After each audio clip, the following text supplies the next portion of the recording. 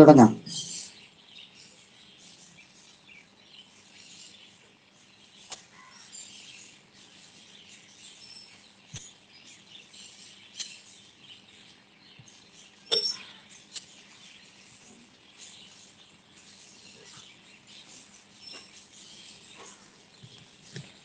നിങ്ങളെല്ലാവരും ആ Google class റൂമിൽ ജോയിൻ ചെയ്തായിരുന്നല്ലോ അല്ലേ?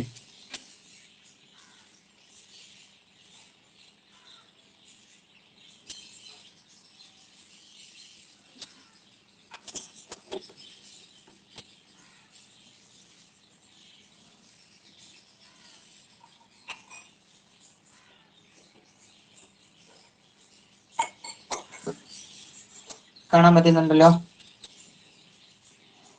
പറ്റുന്നുണ്ടല്ലോ? ഗൂഗിൾ മീറ്റുകാരെ,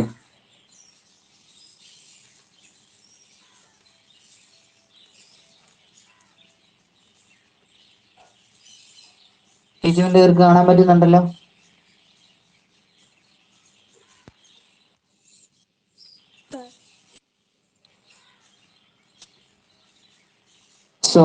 അപ്പൊ ഇനി നമ്മൾ നോക്കാൻ പോകുന്നത് കുറിച്യ കലാപമാണ്. എല്ലാരും ഗൂഗിൾ ക്ലാസ് റൂമിൽ ജോയിൻ ചെയ്തിട്ടുണ്ടല്ലോ അല്ലേ? ഇനി ആരെങ്കിലും അതിനകത്ത് ജോയിൻ ചെയ്യാനുണ്ടോ ഗൂഗിൾ ക്ലാസ് റൂമിൽ?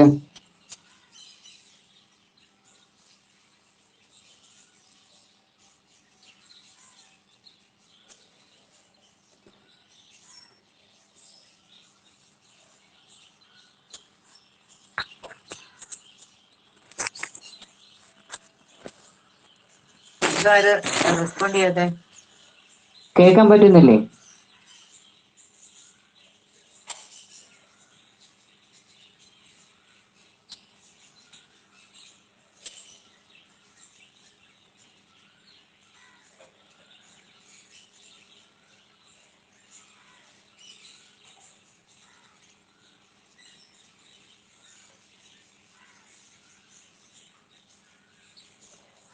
ഉറക്കത്തിലാണോ എല്ലാവരും?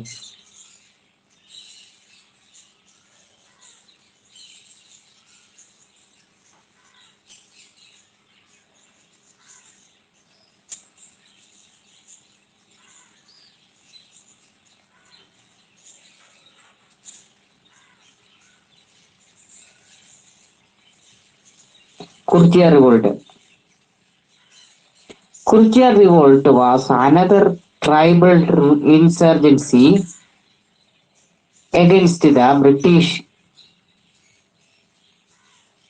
It was organized by the Kurtia and the Kurumbas tribes of Wayanad. In 1812,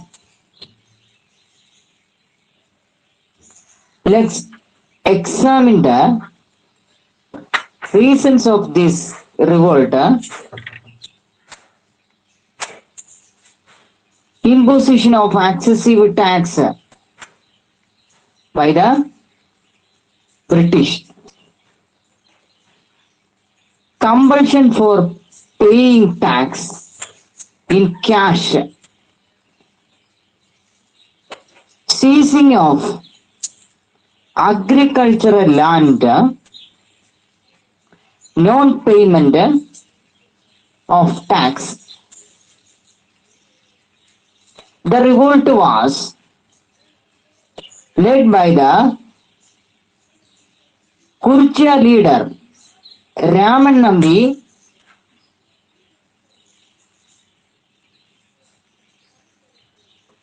Several people other than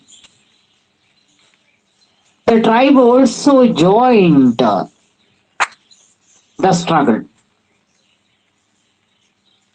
The British government suppressed the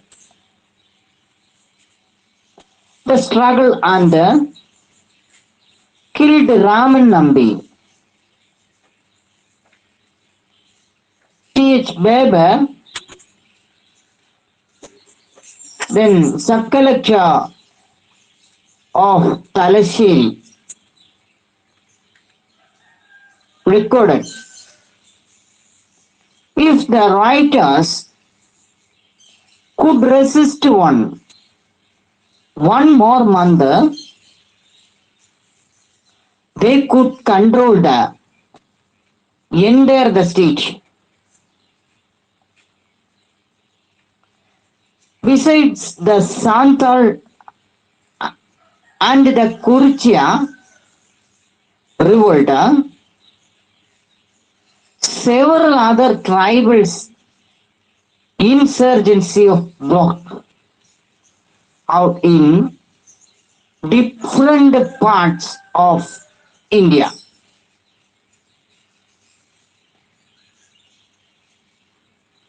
അതായത്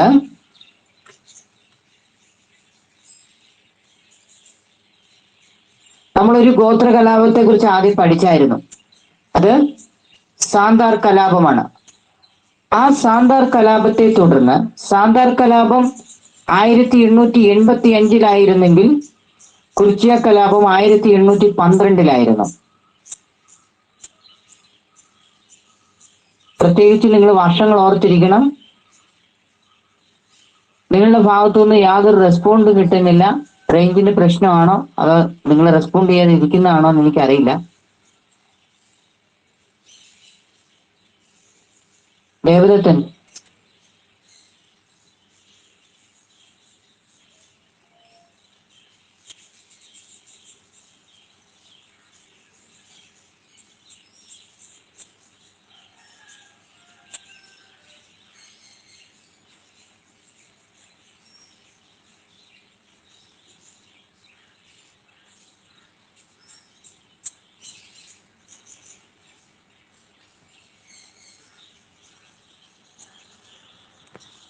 ഞാൻ പറയുന്നത് നിങ്ങൾക്ക് കേൾക്കാൻ പറ്റുന്നില്ല പിള്ളേരെ?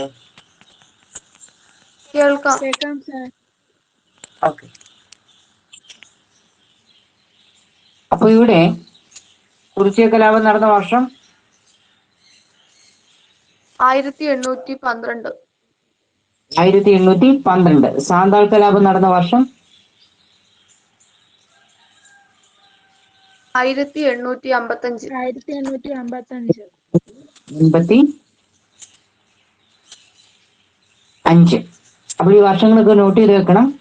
അപ്പോൾ രണ്ട് ഗോത്രവർഗ കലാപങ്ങളെ കുറിച്ചാണ് നമ്മൾ പഠിച്ചത്. ഒന്ന് സാന്താൾ കലാപം 1855, രണ്ട് കുറിച്യ കലാപം 1812. ഈ കുറിച്യ കലാപം നടന്ന സ്ഥലം അറിയാമല്ലോ എവിടെയാണെന്ന്? വയനാട്ടിലാണ്. അവരുടെ ലീഡർ ആരായിരുന്നു? രാമൻ നമ്പിയായിരുന്നു. മനസ്സിലായോ? അപ്പോൾ വയനാട്ടിലെ രണ്ട് പ്രധാനപ്പെട്ട ഗോത്രവർഗങ്ങളായിരുന്നു കുറിച്യന്മാരും കുറുമ്പന്മാരും. ഈ കുറിച്യന്മാരും കുറുമ്പന്മാരും നടത്തിയ സാന്താൾ കലാപത്തെ പോലെ തന്നെ അവർ നടത്തിയ മറ്റൊരു കലാപമായിരുന്നു കുറിച്യ കലാപം. 1812 നടന്ന കുറിച്യ കലാപം.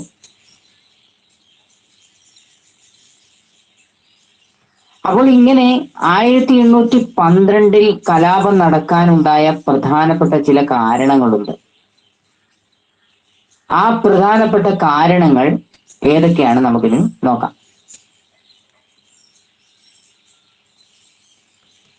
അപ്പോൾ ഞാൻ നേരത്തെ പറഞ്ഞു, ബ്രിട്ടീഷുകാര് എന്ത് ചെയ്തു? അമിതമായിട്ടുള്ള നികുതിയാണ് ചുമത്തിയത്. അമിത നികുതിയാണ് അവര് ഈ ജനതയ്ക്ക് മേൽ ചുമത്തിയത്. അപ്പോൾ നമ്മൾ നേരത്തെ പറഞ്ഞാണ് നികുതി എപ്പോഴും ടാക്സ് എപ്പോഴും എന്തായിട്ട് കൊടുക്കണം? എന്തായിട്ടാണ്? പണമായിട്ട് അല്ലെ ക്യാഷ് ആയിട്ട് നികുതി കൊടുക്കണമായിരുന്നു. അതിന് പകരം എന്തായിട്ട് പറ്റില്ല? ധാന്യങ്ങളോ അല്ലെ മറ്റ് നികുതി ഉപാധികളൊന്നും തന്നെ സ്വീകരിക്കുന്നതല്ല, മറിച്ച് പണമായിട്ട് തന്നെ നൽകേണ്ടി വന്നു.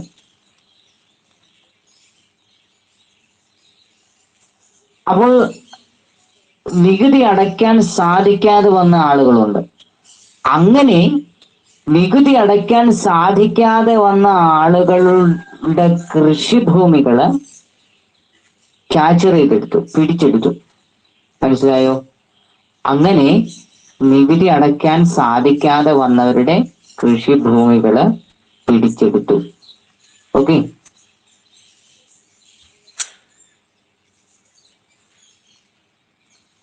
അപ്പോൾ കലാപം നടന്നത് ആരുടെ നേതൃത്വത്തിലായിരുന്നു? കുറിച്യന്മാരുടെ നേതാവ് രാമൻ നമ്പി. Very good. കുറിച്യന്മാരുടെ നേതാവായിട്ടുള്ള രാമൻ നമ്പിയുടെ നേതൃത്വത്തിലാണ് ഈ കുറിച്യ കലാപം നടന്നത്. അപ്പോൾ ആദ്യം ഇത് ഗോത്ര കലാപമായിട്ടാണ് ആരംഭിച്ചത് എങ്കിലും മറ്റു വിഭാഗം ജനത കൂടി ഇതിൻ്റെ അകത്ത് പങ്കാളികളായി. മനസ്സിലായോ? ആദ്യം ഇത് ഗോത്രവർഗ കലാപമായിട്ടാണ് ആരംഭിച്ചത് എങ്കിലും പിന്നീട് എന്ത് ചെയ്തു? മറ്റു വിഭാഗങ്ങളും ഇതിനോടൊപ്പം ചേർന്നു. മനസ്സിലായോ? മനസ്സിലായി സർ. അങ്ങനെ ഈ കലാപം ആരംഭിക്കുകയും കലാപം ആരംഭിച്ച ശേഷം ഈ കലാപത്തെ അതിരൂക്ഷമായിട്ട് അടിച്ചമർത്തുകയും അതിനുശേഷം ഇതിന്റെ നേതാവായിട്ടുള്ള ഈ കലാപത്തിന്റെ നേതാവായിട്ടുള്ള കുറിച്യന്മാരുടെ നേതാവായിട്ടുള്ള രാമൻ നമ്പിയെ വധിക്കുകയും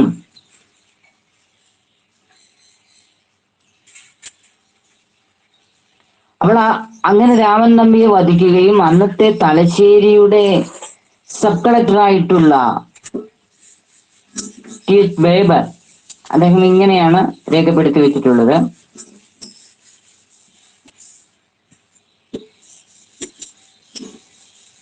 ഈ കലാപകാരികളുടെ കലാപം ഒരു മാസം കൂടെ അവർക്ക് തുടരാൻ കഴിഞ്ഞിരുന്നു എങ്കിൽ ഈ രാജ്യം അവരുടെ നിയന്ത്രണത്തിലായേനെ എന്നാണ് ടി.എച്ച്. ബേബർ പറയുന്നത്. കാരണം അവരുടെ കയ്യിൽ പുതിയ ന്യൂലി വെപ്പൺസ് ഇല്ല. അവരുടെ ആയുധങ്ങൾ വാള് പരിച അല്ലെങ്കിൽ അമ്പും ബില്ലും ഇതുപോലത്തെ സാധനങ്ങളൊക്കെ ആയിരുന്നു. മനസ്സിലായോ? പക്ഷേ ഇവിടെ ബ്രിട്ടീഷുകാരുടെ കൈവശം ഉണ്ടായിരുന്നത് അത്യാധുനികമായിട്ടുള്ള വെപ്പൺസ് ആയിരുന്നു. അപ്പോൾ എന്നിട്ട് പോലും അദ്ദേഹം പറയുന്ന കേട്ടോ, ഒരു മാസം കൂടെ അവർക്ക് ഈ കലാപം തുടരാൻ കഴിഞ്ഞിരുന്നു എങ്കിൽ രാജ്യം അവരുടെ നിയന്ത്രണത്തിലായേനെ എന്നാണ് അദ്ദേഹം പറയുന്നത്. മനസ്സിലായോ? മനസ്സിലായി സാർ. ഓക്കെ.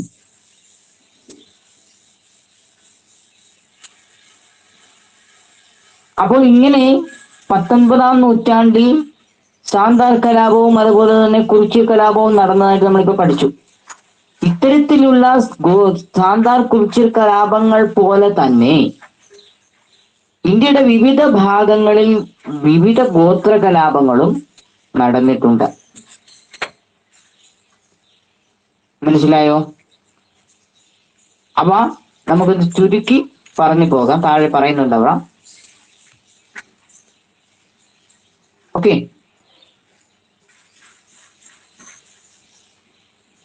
ഒന്ന് Pahariya rebellion,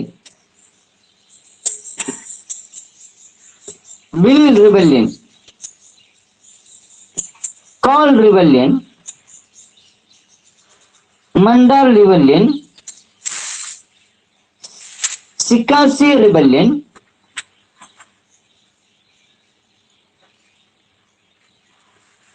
listen to words to K. Suresh Singh, a historian, about the tribal struggles in India.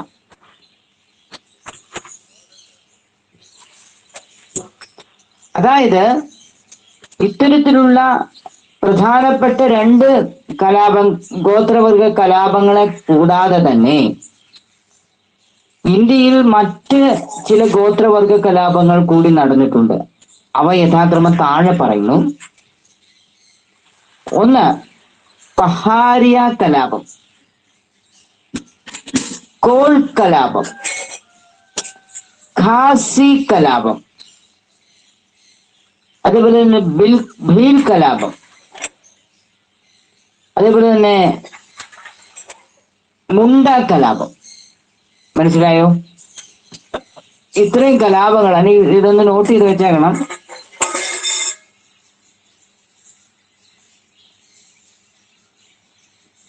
അപ്പോൾ ഇന്ത്യയിൽ നടന്ന ഗോത്രവർഗ കലാപങ്ങളെ കുറിച്ച് ചരിത്രകാരനായിട്ടുള്ള സുരേഷ് സിംഗ് പറയുന്നത് നമുക്കൊന്ന് ശ്രദ്ധിക്കാം.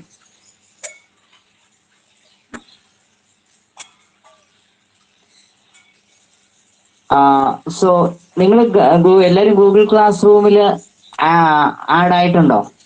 ജോയിൻ ചെയ്തിട്ടുണ്ടോ? അവിടെ ഞാൻ SS1-ന്റെയും SS2-ന്റെയും കണ്ടല്ലോ. കണ്ടു. ഇനിയിപ്പോ ഒരൊറ്റ നോട്ട് പോലും ഞാൻ വാട്സപ്പിൽ പോസ്റ്റ് ചെയ്യില്ല. എല്ലാ നോട്ട്സുകളും അവിടെ എടുത്തുള്ളൂ. നിങ്ങൾ അവിടുന്ന് വേണേ എടുക്കാൻ. ആദ്യത്തെ നോട്ട്സൊക്കെ ഞാൻ അവിടെ കൊണ്ട് പോസ്റ്റ് ചെയ്യും. വേണ്ട സപ്പോർട്ട്. ആ PDF നിങ്ങൾക്ക് ഡൗൺലോഡ് ചെയ്തെടുക്കാൻ പറ്റുന്നുണ്ടോ? ഡൗൺലോഡ് ചെയ്യാൻ പറ്റുന്നുണ്ട്.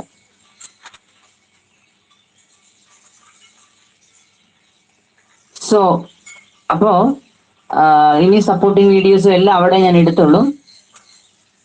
ഇടുന്ന സപ്പോർട്ടിങ് വീഡിയോസ് ഒരു കാരണവശാലും ഡൗൺലോഡ് ചെയ്യാൻ ശ്രമിക്കരുത്. അത് അവിടെ വെച്ച് തന്നെ കാണുക കേട്ടോ. സോ അപ്പം ഇനി ആരെങ്കിലും മലയാളം മീഡിയത്തിലും ഇംഗ്ലീഷ് മീഡിയത്തിലും ആരെങ്കിലും ഇനി ജോയിൻ ചെയ്യാനുണ്ടോ? നിങ്ങളെല്ലാം ഞാൻ ആഡ് ചെയ്തിട്ടുണ്ട്. ടീച്ചറും ആഡ് ചെയ്തിട്ടുണ്ട്.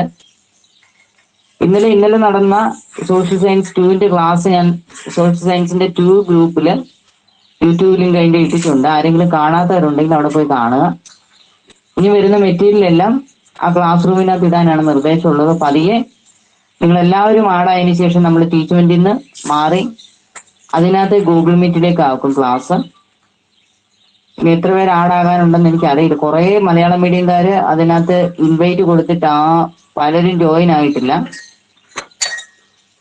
അബിയ അങ്ങനെയുള്ള കുറെ പിള്ളേരുണ്ട്. അവരാരും അതിനകത്ത് ജോയിൻ ചെയ്തിട്ടില്ല. എത്രയും പെട്ടെന്ന് ജോയിൻ ചെയ്യണം. നമുക്ക് ക്ലാസ് അതിലേക്ക് മാറ്റാനായിട്ടാണ് നിർദ്ദേശം കിട്ടിയിട്ടുള്ളത്. അപ്പോൾ ഒരുപക്ഷെ അടുത്ത തിങ്കളാഴ്ച മുതൽ അതിലേക്ക് ക്ലാസ് മാറാനുള്ള സാധ്യതയുണ്ട്. അതുകൊണ്ട് എന്താണേലും ജോയിൻ ചെയ്യാൻ ആരെങ്കിലും ഇനി ബാക്കി ഉണ്ടെങ്കിൽ എത്രയും പെട്ടെന്ന് പറ്റുമെങ്കിൽ ഇന്ന് തന്നെ അതിനകത്ത് ജോയിൻ ചെയ്യണം. പിന്നെ 2 ദിവസമായിട്ട് നിങ്ങൾക്ക് പുസ്തകം തുറക്കാൻ പറ്റില്ല. അതുകൊണ്ട് എല്ലാവരും ഇന്ന് തന്നെ അതിനകത്ത് ജോയിൻ ആയിരിക്കണം. അടുത്ത തിങ്കളാഴ്ച മുതൽ ക്ലാസ് അതിനകത്തായിരിക്കും. ലിങ്ക് നിങ്ങൾക്ക് വാട്സപ്പിൽ പോലും തരാൻ പറ്റത്തില്ല. അതിനകത്ത് തന്നെ തരത്തുള്ളൂ കേട്ടോ. നമ്മൾ ഇതിനകത്ത് ഗൂഗിൾ മീറ്റിനെ പോലെ ലിങ്ക് വാട്സപ്പിലോട്ട് ഇട്ട് തരാനുള്ള ഓപ്ഷൻ ഒന്നും അതിനകത്തില്ല. അപ്പോൾ ചരിത്രകാരനായിട്ടുള്ള സുരേഷ് സിംഗ് പറയുന്നത് ശ്രദ്ധിക്കാം.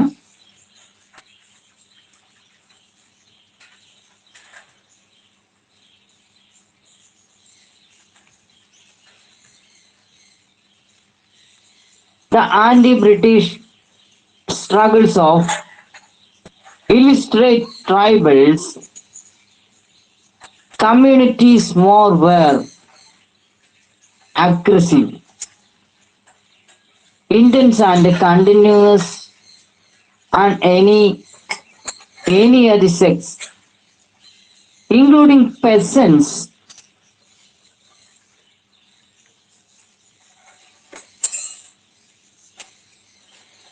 Present skits of tribal rebellion in Wayanad.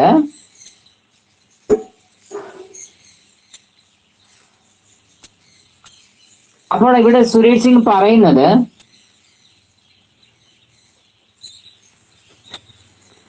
ഏത് കർഷകരുൾപ്പെടെയുള്ള ഏതു ജനവിഭാഗങ്ങളെക്കാളിലും തീവ്രമായതും നിരന്തരമായിട്ടുള്ള ആക്രമണോത്സുകമായിട്ടുള്ള ബ്രിട്ടീഷ് വിരുദ്ധ സമരങ്ങളാണ് നിരക്ഷരാണ്, അവർക്ക് സാക്ഷരത ഇല്ല, ഇല്ലിറ്ററേറ്റ്സ് ആയിരുന്നു ഗോത്ര ജനത നടത്തിയത്. അതായത് വിദ്യാഭ്യാസമുള്ളവർ നടത്തുന്നതിനേക്കാൾ രൂക്ഷമായിട്ടുള്ള പോരാട്ടമാണ് അവര് നടത്തി വന്നിരുന്നത്. ഓക്കെ,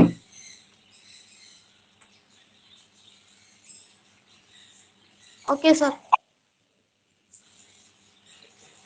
അപ്പൊ ഇവിടെ ഒരു ജോലി കൊടുത്തിട്ടുണ്ട്, അതൊക്കെ ഇപ്പൊ ചെയ്യാൻ പറ്റുമോ? നമുക്കിപ്പോ അതൊന്നും ചെയ്യാനായിട്ടുള്ള സമയമില്ല. അല്ലെങ്കിൽ നമുക്ക് ഗോത്രവർഗ കലാപങ്ങളെ കുറിച്ചൊക്കെ ഒരു സ്കിറ്റൊക്കെ അവതരിപ്പിക്കാമായിരുന്നു, അല്ലേ? സോ നമുക്കിപ്പോ അതിനൊന്നും നേരമില്ല.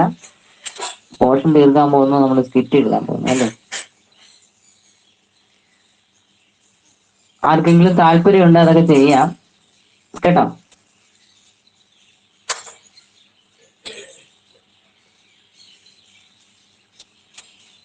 അപ്പോൾ ഇത്രയും ഭാഗം മനസ്സിലായല്ലോ? മനസ്സിലായി. Okay.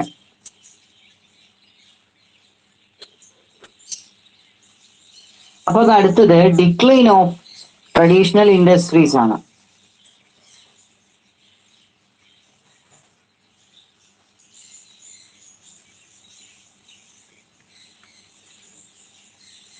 Okay,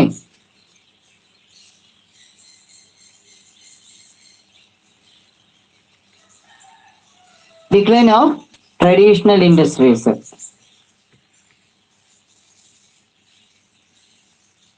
Tries the misery hardly finds a parallel in the history of commerce. The bonds of the cotton weavers are bleaching the plains of India. William ബെന്റിങ്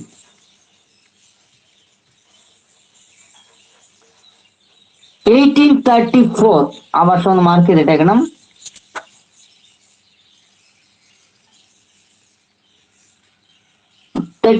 The extract given above this, the observation made by William Bentinck, the Governor General of India, on the decline of textiles industries that was world famous once the British policies completely ruined not only the agricultural sector but also the handicrafts in India.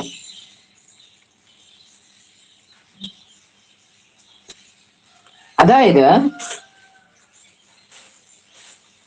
പരമ്പരാഗത വ്യവസായങ്ങളുടെ തകർച്ച.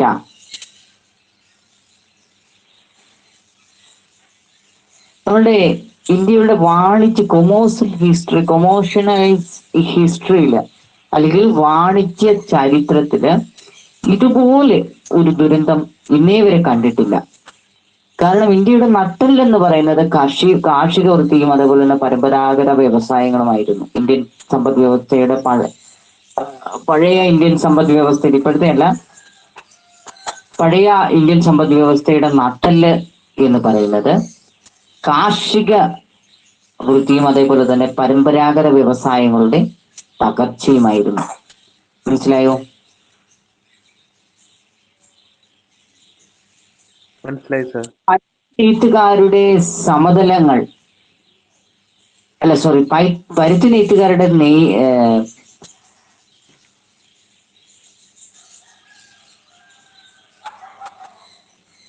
അതായത് പരുത്തി നെയ്ത്തുകാരുടെ എല്ലുകള് Indian സമതലങ്ങളെ വെളുപ്പിക്കുന്നു. അത് പറഞ്ഞത് ആരാന്നറിയാമല്ലോ? ഇന്ത്യയുടെ governor general ആയിട്ടുള്ള William ബെന്റിങ് പറഞ്ഞതാണ്.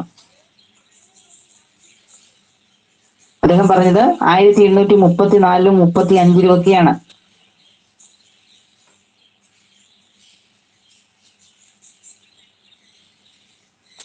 ഒരു കാലത്ത് ഇന്ത്യൻ തുണി വ്യവസായം ലോകത്തിന്റെ എമ്പാടും വളരെ പ്രശസ്തമായിരുന്നു.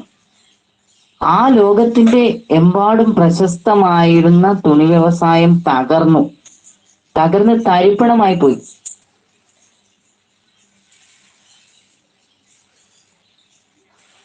അപ്പോൾ അത് മുകളിൽ നൽകിയിട്ടുള്ള ആ വാക്കുകള് ഇന്ത്യയുടെ ഗവർണർ ജനറൽ ആയിട്ടുള്ള വില്യം ബെന്റിക്ക് നടത്തിയിട്ടുള്ള നിരീക്ഷണമാണ് മുകളിൽ കൊടുത്തിട്ടുള്ളത്. മനസ്സിലായോ? ഈ ബ്രിട്ടീഷ് നയങ്ങൾ ഇന്ത്യൻ കാർഷിക വൃത്തിയെ മാത്രമല്ല, കരകൗശല വ്യവസായത്തെ പോലും തകർത്ത് തരിപ്പണമാക്കി കളഞ്ഞു. മനസ്സിലായോ?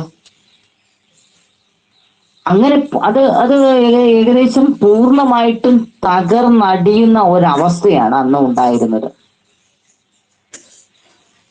അപ്പോൾ ഈ നാശത്തിന് പല പല കാരണങ്ങളുണ്ട്. ആ കാരണങ്ങൾ എന്താണെന്ന് നമുക്കിനി പരിശോധിക്കാം. ഓക്കെ,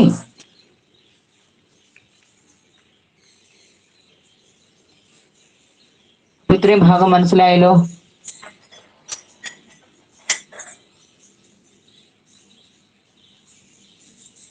മനസ്സിലായല്ലോ? മനസ്സിലായി സർ. സമയം എത്രയും മണി? 6:28. ഓക്കെ, സോ നമുക്ക് അപ്പോൾ അടുത്ത വാക്യം കൂടെ നോക്കാം. Let's examine the declines. Large scale imports of machines made British textiles was the major reasons for the ruin of Indian textiles industries. The machines made textiles imported from the Britain could be sold easily, for there were cheap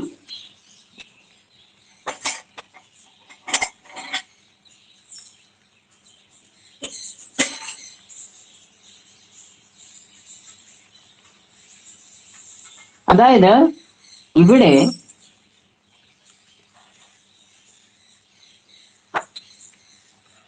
യന്ത്രനിർമ്മിത British തുണിത്തരങ്ങളുണ്ട്.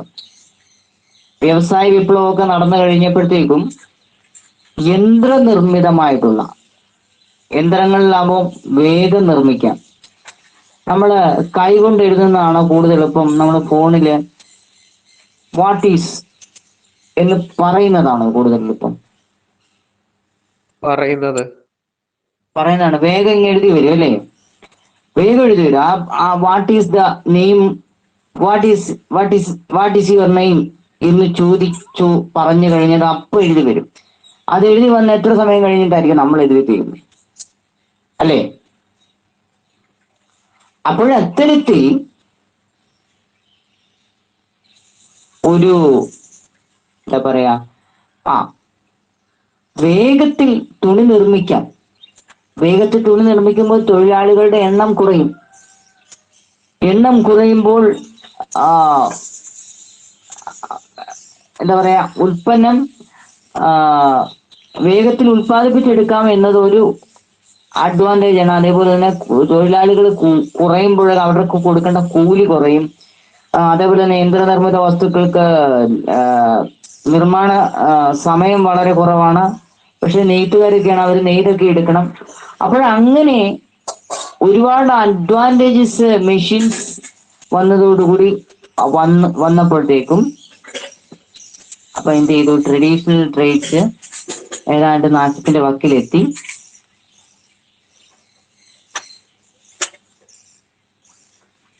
അങ്ങനെ Indian തുണി വ്യവസായത്തിനുണ്ടായ പ്രധാനപ്പെട്ട ഒരു കാരണം എന്ന് പറയുന്നത് എന്താണ്?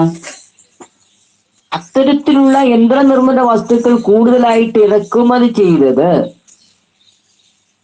Indian തുണി വ്യവസായത്തിന്റെ നാശത്തിന് കാരണമായി തീർന്നു. മനസ്സിലായോ?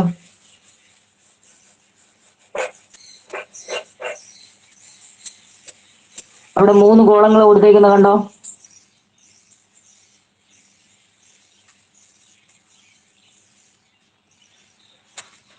അവിടെ ഒരു കോളം കൊടുത്തേക്കുന്ന കണ്ടോ? 3 കോളം കൊടുത്തിട്ടില്ലേ നിങ്ങളുടെ പുസ്തകത്തിനകത്ത്?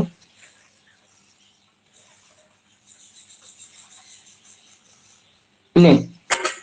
3 കോളങ്ങൾ കൊടുത്തിട്ടില്ലേ?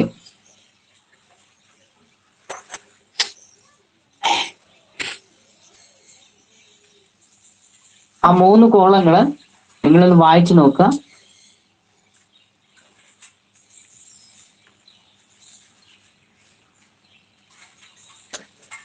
സാർ ഏത് പേജ് നമ്പറാ? കണ്ടില്ല.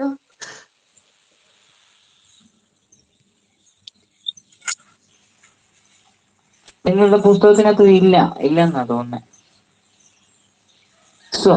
ബാക്കി നോക്കി ഞാനത് പറഞ്ഞു തരാം കേട്ടോ. Okay sir. ബാക്കിയും കൂടെ നോക്കൂ.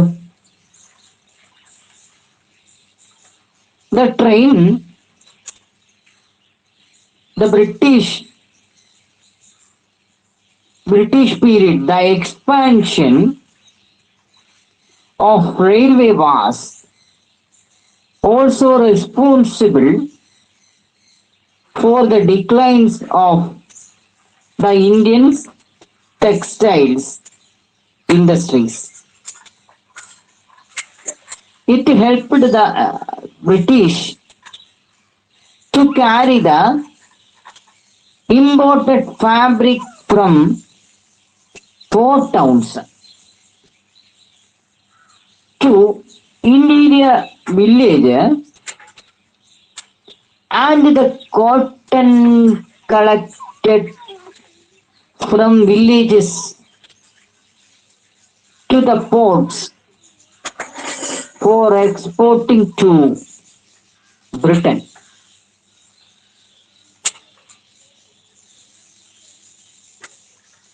Thus, Indian weavers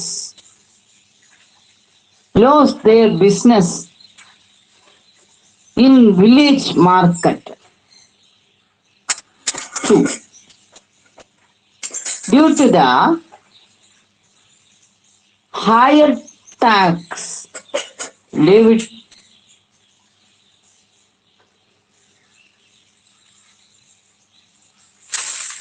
the price of Indian textiles exported to Britain increased, so it lost the British market too. British officers forced the weavers to work at meager wages to exchange the products to them at cheaper rate. Weavers gave at their work massively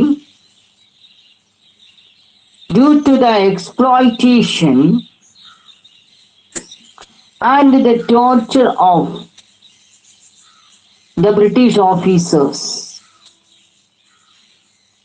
So they searched other jobs.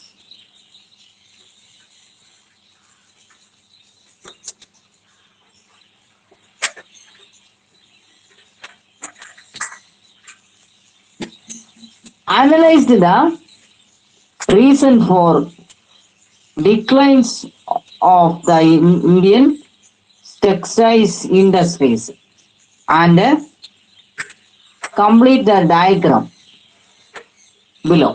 അതായത് നിങ്ങൾ ഇതൊന്ന് analyse ചെയ്ത് നോക്കണം.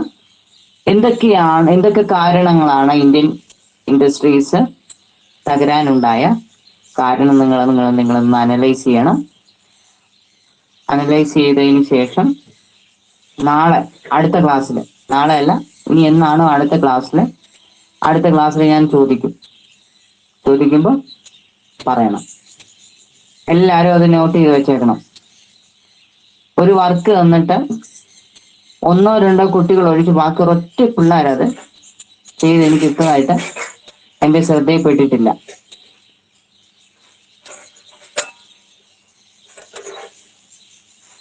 എനിക്ക് ഇവിടെ ഇരുന്നുകൊണ്ട് നിങ്ങളോട് പറയാനേ പറ്റത്തുള്ളൂ. ക്ലാസ്സിലായിരുന്നെങ്കിൽ 2 വഴക്കെങ്കിലും പറയായിരുന്നു. അതുകൊണ്ട് തരുന്ന ജോലികൾ കൃത്യമായിട്ട് ചെയ്തിടാനായിട്ട് എല്ലാവരും ശ്രദ്ധിക്കും. 1 or 2 പിള്ളേർ അത് കൃത്യമായിട്ട് ചെയ്തിടുന്നുണ്ട്.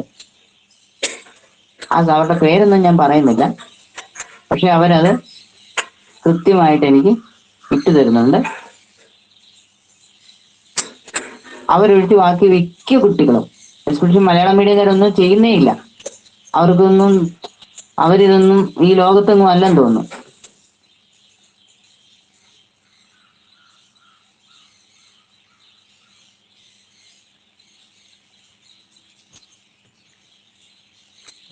നോക്കുക,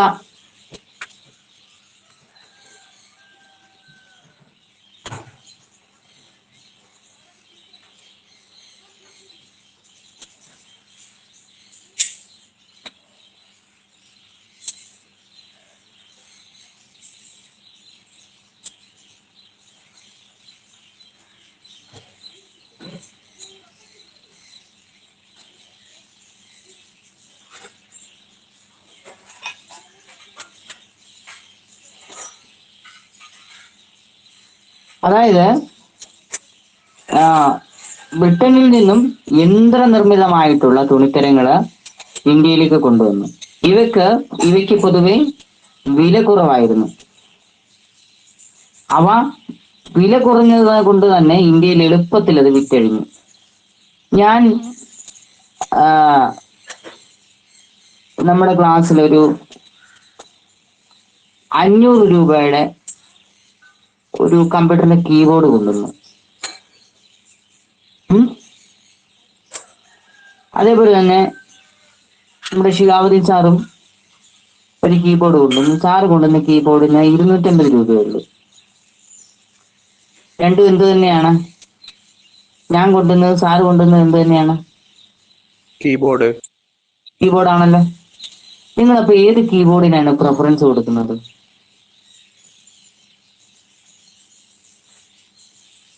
സ്വാഭാവികമായിട്ടും ഈ ചില ആളുകൾ അതിന്റെ ക്വാളിറ്റിയാണ് നോക്കുന്നത്, അല്ലേ? പക്ഷെ ഇലിറ്ററേറ്റ് പീപ്പിൾസ് എന്ത് ചെയ്യും? അവരെപ്പോഴും എന്ത് ചെയ്യും? വില കുറഞ്ഞ സാധനത്തിനായിരിക്കും പ്രിഫറൻസ് കൊടുക്കുന്നത്. അപ്പോൾ നമ്മൾ ഇന്ത്യയിലും സംഭവിച്ചു ഇത് തന്നെ. ഇന്ത്യൻ തുണിത്തരങ്ങൾക്ക് നെയ്യുന്നത് കൊണ്ട് തന്നെ വില കൂടുതലായിരിക്കും, അല്ലേ? അങ്ങനെ ഈ ഇന്ത്യൻ തുണിത്തരങ്ങൾക്ക് വില കൂടുകയും ബ്രിട്ടനിൽ നിന്ന് കൊണ്ടുവരുന്ന തുണിത്തരങ്ങൾക്ക് വില കുറയുകയും ചെയ്ത അവസരത്തില് എന്ത് ചെയ്തു? അതിനാണ് ഇന്ത്യയിൽ കൂടുതൽ മാർക്കറ്റ് ലഭിച്ചത്. അതേപോലെ തന്നെ മറ്റൊരു കാരണം എന്ന് പറയുന്നത് റെയിൽവേയുടെ വ്യാപനമാണ്. റെയിൽവേ ലൈൻ കൂടുതൽ ഇടങ്ങളിലേക്ക് പണിയുകയും അവിടങ്ങളിലൊക്കെ തന്നെ ബ്രിട്ടൻ അവരുടെ തുണിത്തരങ്ങളൊക്കെ തന്നെ ഇറക്കുമതി ചെയ്തതൊക്കെ തന്നെ ഇന്ത്യൻ തുണി വ്യവസായങ്ങളുടെ തകർച്ചയ്ക്ക് കാരണമായി. മനസ്സിലായോ?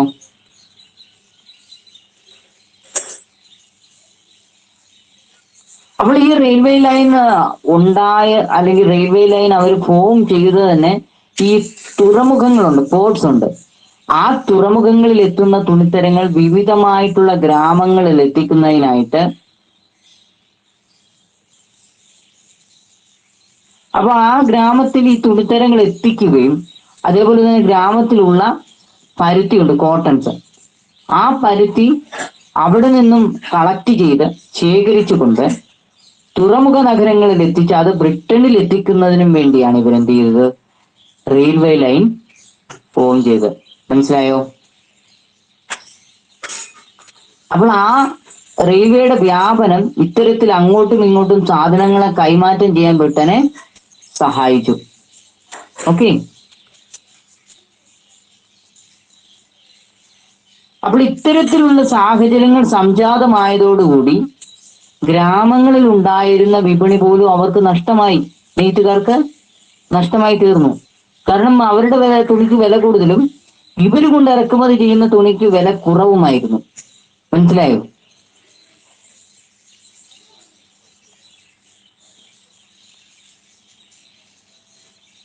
അപ്പോൾ ഈ റെയിൽവേയുടെ വന്നതോടുകൂടി ഇന്ത്യൻ സമ്പദ് വ്യവസ്ഥയ്ക്കുണ്ടായ ആഘാതത്തെക്കുറിച്ച് അമേരിക്കൻ സാമ്പത്തിക ചിന്തകനായിട്ടുള്ള BS ബുക്കാനോ അദ്ദേഹം ഇങ്ങനെയാണ് നിരീക്ഷണം ചെയ്തത്.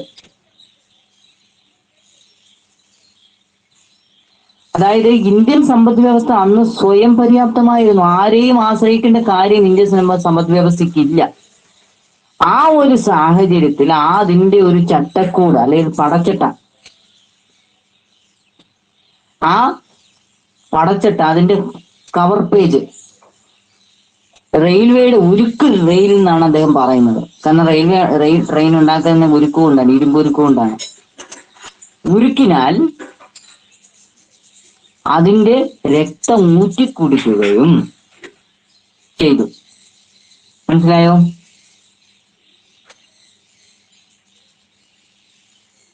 മറ്റൊരു കാര്യം, ഇന്ത്യൻ തുണി വ്യവസായം തകരാനുണ്ടായ കാരണം എന്ന് പറയുന്നത്, ഇന്ത്യയിൽ നിന്നും ബ്രിട്ടനിലേക്ക് ഇന്ത്യൻ തുണിത്തരങ്ങൾ കയറ്റി അയക്കുന്ന ഒരു പതിവുണ്ടായിരുന്നു, അക്കാലത്തുണ്ടായിരുന്നു.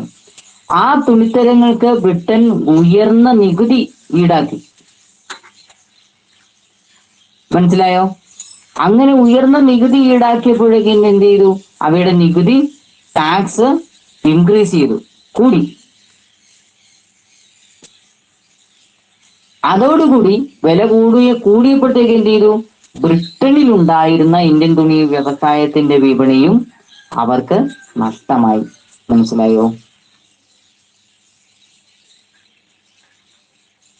മനസ്സിലായി. അപ്പോൾ അങ്ങനെ ഈ ബ്രിട്ടീഷുകാരുടെ പീഡനം മൂലം ധാരാളം നെയ്ത്തു തൊഴിലാളികൾ അവരുടെ ജോലി ഉപേക്ഷിച്ചു പോയി. കാരണം അവർക്ക് പിടിച്ചു നിൽക്കാൻ പറ്റുന്നില്ല, നഷ്ടമാണ്, കഞ്ഞി പിടിക്കണ്ടേ. ആ തൊഴിൽ കൊണ്ട് അവർക്ക് ജീവിക്കാൻ പറ്റാത്ത സാഹചര്യമാണ് അന്നുണ്ടായിരുന്നത്. അപ്പൊ അതുകൊണ്ട് തന്നെ അവരെന്ത് ചെയ്തു, ആ തൊഴിൽ ഉപേക്ഷിച്ച് പോയി.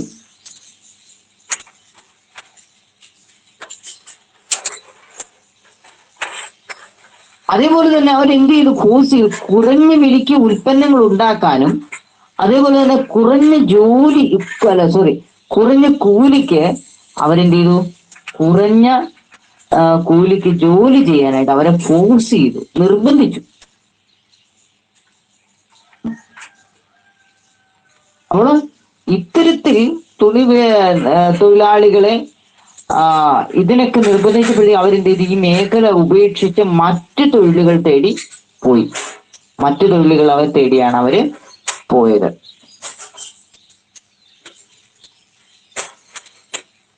സമയത്രേ വളരെ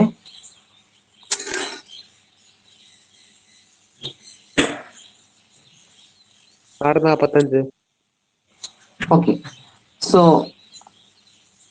അവിടെ ഒരു എക്സ്ട്രാ റീഡിങ് കൊടുത്തേക്കുന്ന കണ്ടോ?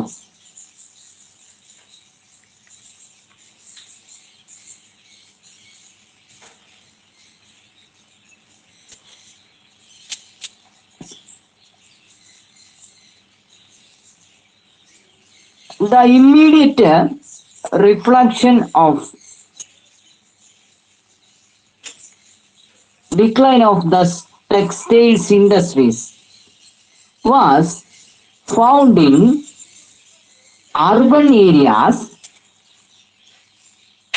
The textile centers like Murshidabad and and Dhaka that were thickly populated once became these inhabitants the people who had been working in textiles industries migrated to villages and engaged agricultural related works as a results the people who engaged in agricultural to earn a living. It fragmented agricultural fields and the production be fell to feed stagnant. The illustrate of handicraft in villages was not different. Observe the following table.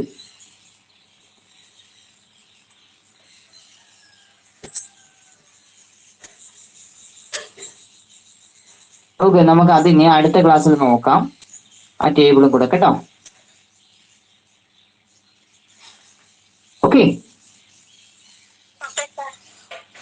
Okay Google മീറ്റുകാര് ടീച്ച്മെന്റിൽ ആരെങ്കിലും ഒരാൾ നിന്നിട്ട് ബാക്കിയുള്ളവർക്ക് പോയിക്കോ കേട്ടോ. എനിക്കിന്ന് record ചെയ്തെടുക്കാൻ വേണ്ടിയാണ്. പേര് വിളിക്കുന്ന ഗൂഗിൾ മീറ്റുകാര് ലെഫ്റ്റ് ചെയ്ത് പോയിക്കോണം. ആരും പ്രസന്റ് പറയാനായിട്ട് നിൽക്കണ്ട.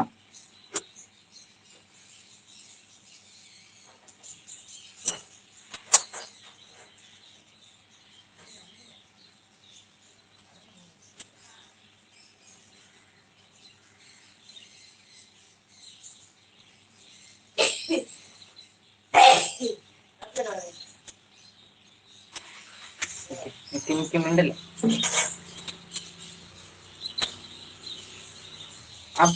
കുട്ടികളെ, നിങ്ങളുടെ പേര് എനിക്കിവിടെ കാണാൻ പറ്റുന്നില്ല. നിങ്ങളൊരു കാര്യം ചെയ്യും, ഓരോരുത്തര് ആർദ്ര Raju,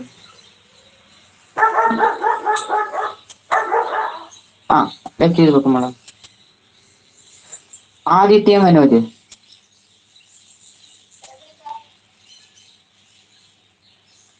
Allen K Daniel,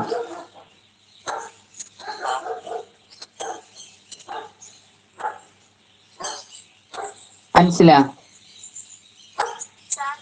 left ചെയ്ത് നോക്കുന്നു.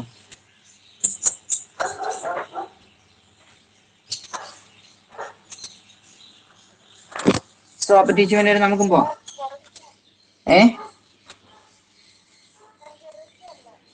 ആരാണ്? ജെറുഷ മോളെ, ഞാൻ ഇതിനകത്ത് കാണുന്നില്ല നിന്നെ. ഓക്കെ, ഞാൻ കണ്ടു. സോ ലെഫ്റ്റ് ചെയ്തോ കേട്ടോ. സോ അപ്പൊ നമുക്കും പോവാം പിള്ളേരെ.